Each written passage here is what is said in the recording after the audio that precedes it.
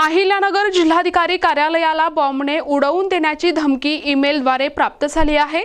या धमकीची माहिती मिळताच प्रशासन सतर्क झाले असून बॉम्बशोधक पथक तातडीने घटनास्थळी दाखल झाले।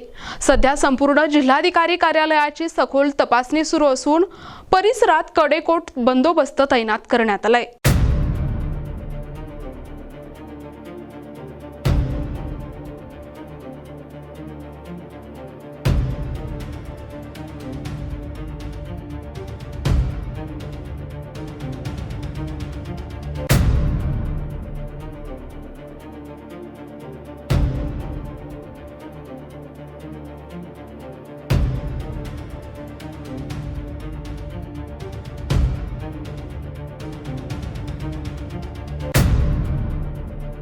जिल्हाधिकारी कार्यालयासारख्या महत्त्वाच्या ठिकाणी अशा प्रकारे धमकीचा ईमेल आल्यामुळे एकच खळबळ उडाली आहे।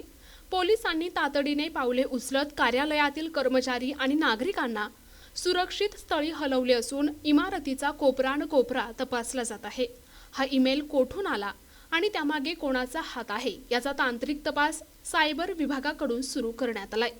खबरदारीचा उपाय म्हणून परिसरातील वाहतूक आणि नागरिकांच्या हालचालींवर देखील नियंत्रण मिळविण्यात आले आहे। प्रतिनिधी मुकुंद भट, NTV न्यूज मराठी, अहिल्यानगर।